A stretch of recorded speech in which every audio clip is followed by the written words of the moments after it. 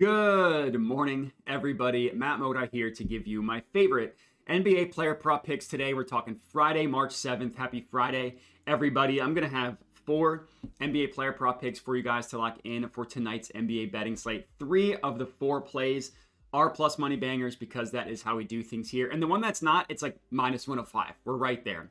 So pretty confident in what we have today. We've built up a nice little streak. So far this week, it's been pretty good. More up days than down. Now, last night, we were technically up. It could have been a lot better. We went 2-2 on our 4 plays. We won 2. We lost 2. Funny enough, the plays that we won were the 2 highest plays of the day. We cashed out plus 116. We cashed out plus 135. And then we lost plus 105. And we lost minus 125. The 2 that lost, Şengün rebounds and Austin Reeves points, really didn't come close. Just no chance on those. But Giddey rebounds and Cam Johnson threes did cash, so we'll take a day in the green. Would I like to be up more than 0.26 units? Yes, but I'd like to be up money instead of down money. On the entire season, that slightly increases our profit to up just below 33 units, something like that on the entire season. Pretty happy with how the season has gone, especially when you consider just how frustrating a season it's been. You know, you take a step back, you're up about 33 units. In the grand scheme of things, that's not so bad. Now, last March, we went on an epic run.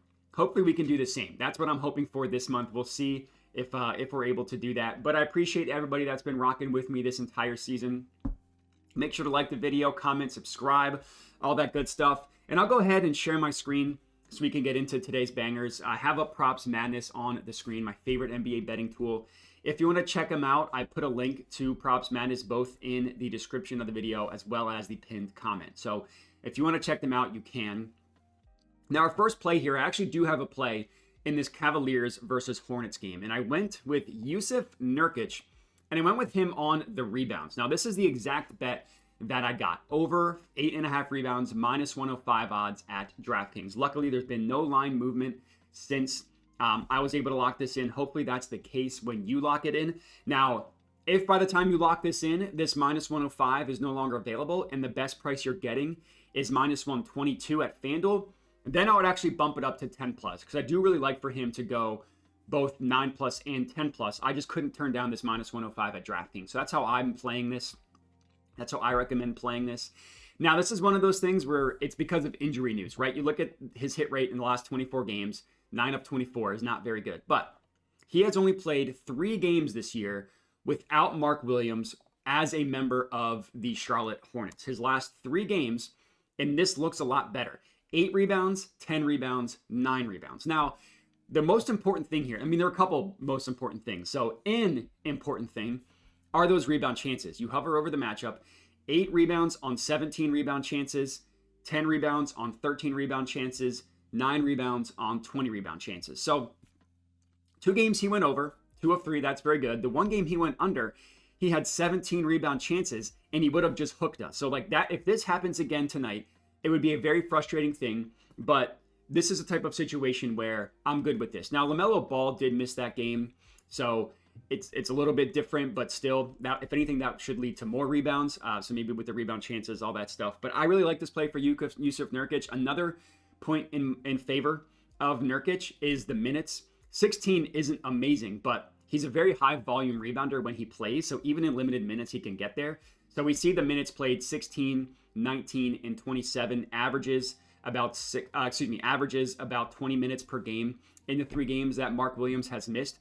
So if let's just put his floor at 16 minutes, which I think he's probably going to play closer to 20. But for argument's sake, the lowest number of minutes, I don't think I phrased that correctly, but you know what I mean, is 16.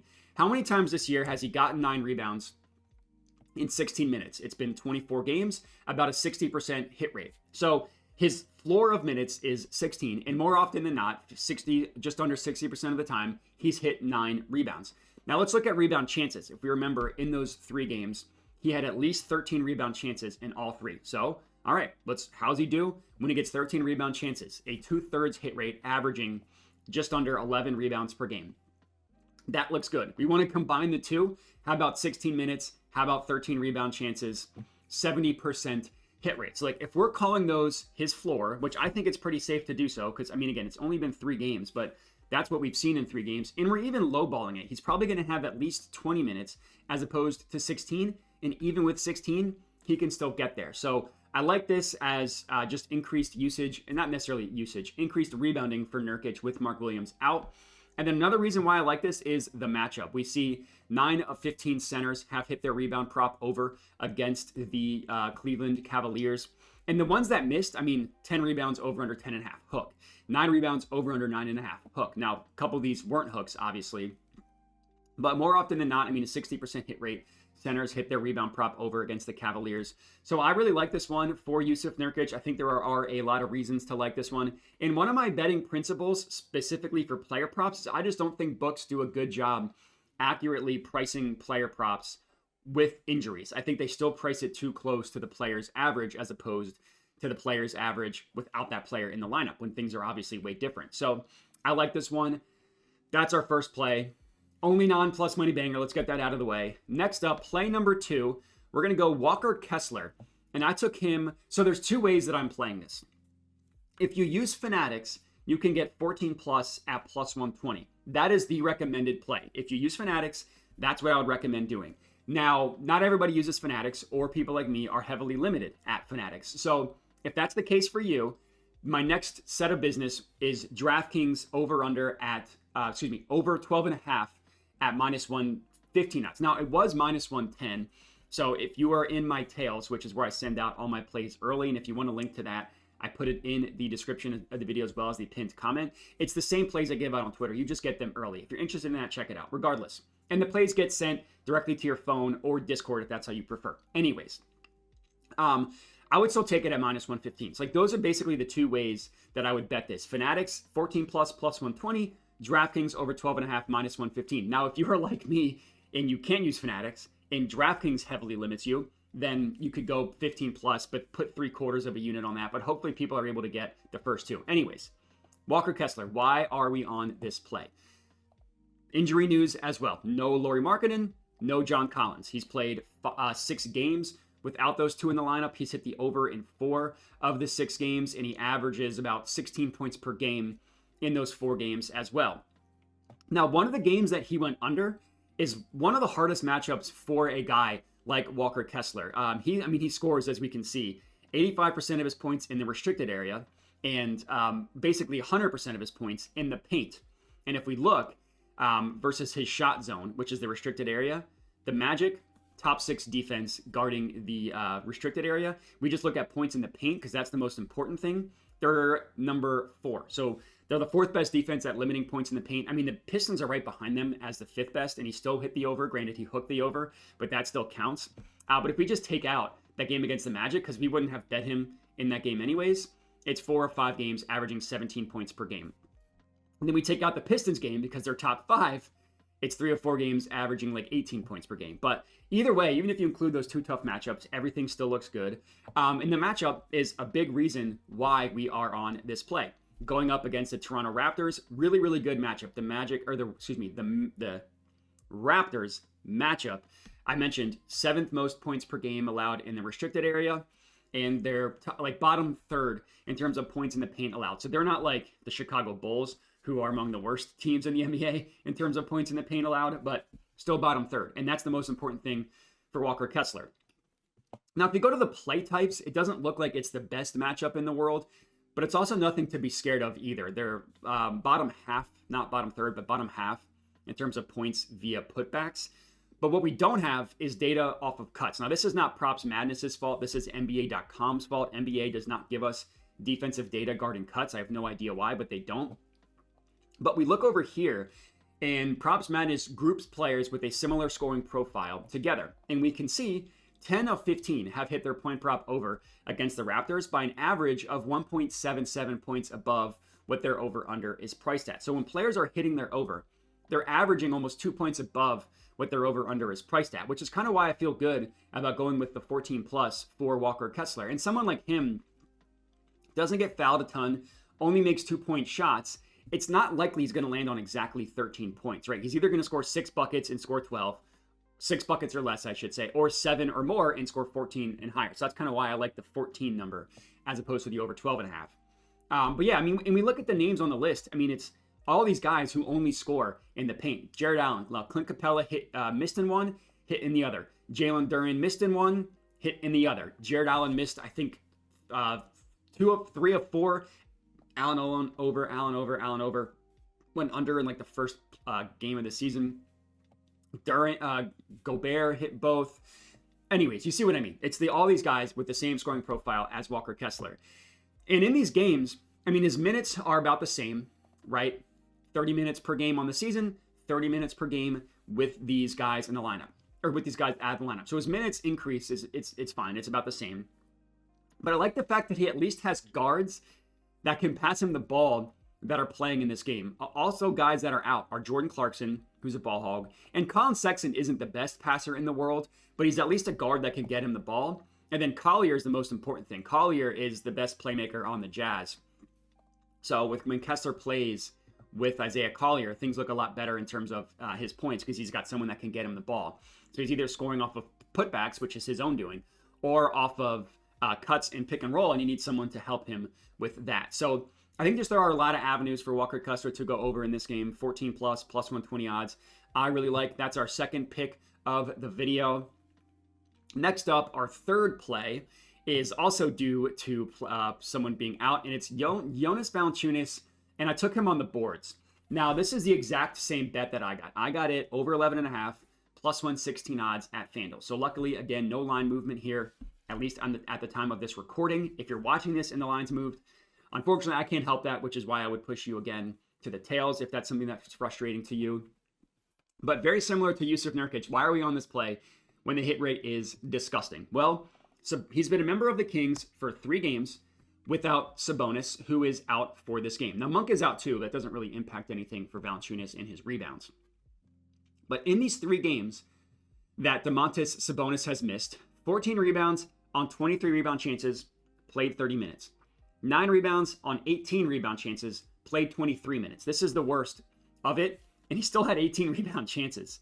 Next game, 32 minutes, 22 rebound chances. So he's cashed the over in 2 of 3 games. The one game he missed, he had 18 rebound chances, and he played 23 minutes. So let's consider this his floor. Now, in 2 of the 3 games, he had 20 plus rebound chances and played 30 plus minutes. But just to give you the worst case scenario, he only plays 23 minutes. How has he done this year in 23 minutes of playing time? We look at the entire season, games in which he's played 30 minutes, 8 of 14 hit rate, which isn't terrible, but it's like missed it in the first 3 times and then has cashed out in 8 of his last 11. But still, we're including everything. 57% hit rate for something we're getting at plus 116 odds is not terrible. Rebound chances. Let's consider his floor 18 because that's what he's had in all in all 3 games. 10 of 12 games in which he's had 13 rebound chances has he had over 11.5 rebounds. So if we're considering that his floor, things look pretty good. Now let's put those 2 floors together. 23 minutes and 18 rebound chances, which is what he's done, again, in all 3 games. 7 of 8 hit rate. The only time he went under is that game we're talking about. So obviously, the more minutes he's going to play, the more rebound chances he has, the more rebounds he's going to have. But we're just looking at like his floor. I mean, we see 3 of these games are literally his last 3, all 3 without Domantas Sabonis in the lineup. So I think we're pretty safe putting these numbers where we're putting them. And then let's talk about the matchup. Phenomenal. 11 of 15 players, specifically with the same rebounding profile as Valanciunas, have gone over against the Spurs. We look at the center position. It's 9 of the last 15. But look at it since the All-Star break. This is when the Spurs have traded, or Wemby's hurt, and they traded away Zach Collins. So they've really been getting smoked by centers since then. It's 5 of 7 towards the over. And one that missed was a hook by Hartenstein. And then Nick Claxton, who's not really that good of a rebounder, and he even came kind of close. So it's been really good recently. And the guys that go over, I mean, 15 rebounds on an over-under of 12.5 in the same game. 8 rebounds on an over-under of 5.5. So both centers on the Pistons in the same game. And back-to-back games against the Pelicans, Missy had 15 and 11. And then Edey had 9, so he just would have hooked the over. But centers have been smoking the Spurs. I mean, honestly, with points too, I just liked it a little bit better. I mean, I'd rather get the rebound. I thought the rebounds were a better value than the points, which is why I didn't go anything with the points. And double-doubles like -1, -200 odds. So really nothing there. But Valanciunas, over 11.5 rebounds, plus 116 odds at FanDuel. I absolutely love. And then our 4th and final pick of the video, another play that I absolutely love, obviously, because I'm betting it, In this Suns versus Nuggets game, I took Jamal Murray and I took him on the rebounds. So 11 of 24 games isn't terrible. Averaging about 3.5 per game isn't terrible. I took this exact bet. So again, no line movement here. This is great. Jamal Murray over 3.5 rebounds, plus 105 odds at Bet365, BetMGM, and ESPN Bet. Everybody should have access to at least one of these three. And this is what I'm betting, plus 105. As long as you're getting plus money, so I'll take it at plus 100 and above, and we're good. Now, Jamal Murray, again, on the season, 3.5 is kind of his average. 28 of 50 games is pretty good. Averaging 3.5, 3.8 is pretty good. I really, really like this matchup. Going up against the Phoenix Suns. Now, he's only hit in 1 of 2 games, but let's look at the rebound chances.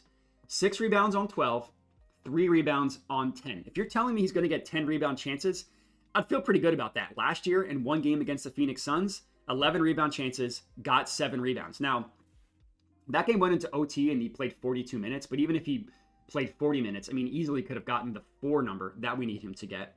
So I'm not necessarily saying his floor is 10 rebound chances, but just to show you how many times this year has he had 10 rebound chances, that's literally the only game he didn't get 4 rebounds. Now, again, I'm not telling you he's going to get 10. What I am telling you is that he's played the Suns 3 times in the last 2 seasons combined, and he's had at least 10 in all 3. And this is the only time this year he's had 10 rebound chances and not gotten at least 4 rebounds. And if we want to look at last year, same thing. How many times did he get? Literally 14 of 14. So if he's getting 10 rebound chances, he's getting 4 rebounds. So the matchup is really, really good against the Suns. 8 of 15 have hit their over according to their rebounding style, which it's not as good as some of the other ones we've looked at, but I'm still good with 8 of 15. But there are reasons to believe that this play could get even better. Jokic, currently listed as questionable. Aaron Gordon, currently listed as questionable. Now, my prediction is that Jokic plays and that Aaron Gordon misses. Now, even if they both play, like we want to look at with both of them in the lineup, both games he played against the Suns, they played. So if they both play, I'm still good with this over at the price it is. If one of these guys misses, these odds are going to look like a gift for Jamal Murray. We want to look at how it's looked without Aaron Gordon. On the entire season without Aaron Gordon, 75% hit rate, getting at least 4 rebounds. That's really good. Games without Jokic, it's not that many, but he's gone over 3.5 rebounds in 5 of 6 games. That's really good. How many times has he played without both of those guys? It's actually the same 6. It's in 5 of 6. So if one of those guys misses, looks really good. If both miss, looks really good. If both play, still really good. So there are a lot of avenues for this play with Jamal Murray, which is why, which is why I really, really like it. That's our 4th and final pick of the video.